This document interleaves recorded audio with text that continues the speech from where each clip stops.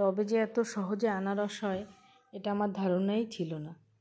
এই যে আনারস গাছটা দেখছেন, এটা প্রায় 2 বছর কি তার 2-1 মাস বেশি, 6 মাস বেশিও হতে পারে লাগিয়েছিলাম। লাগিয়ে রেখেছিলাম যে হয়তো বা হবে আনারস, না হলে না হবে সেইভাবেই লাগানো।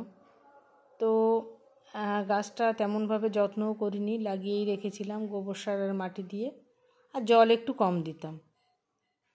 তো প্রথমে একটা ছোট টবে ছিল, সেটার থেকে চেঞ্জ করে একটু বড় টবে দিয়েছি। গাছটা যেহেতু বেশ বড় হলো, ভাবলাম চেঞ্জ করে বড় টবে দিয়ে দিই।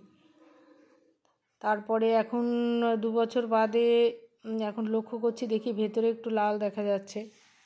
তো ভালো টবটাকে কাত করে নিয়ে দেখে নিলাম, হ্যাঁ ভেতরে লাল, পাতাগুলো লাল হয়ে এসছে আর ফুল মতো বেরোচ্ছে। তখনও ভাবতে পারিনি যে সত্যি সত্যি আনারস হবে।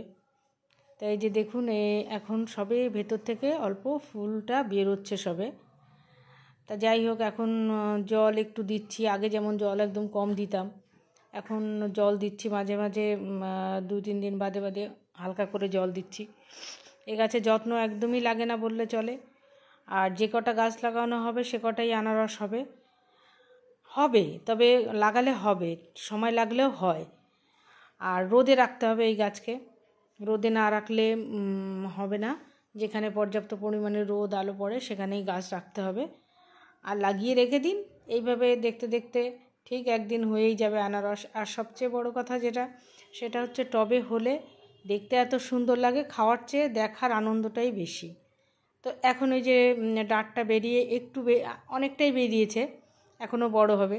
তা ভাবলাম এখনই ভিডিওটা আমি শেয়ার করি। খুব ভালো লাগছে দেখে যে টবে আনারস হয়। ধন্যবাদ।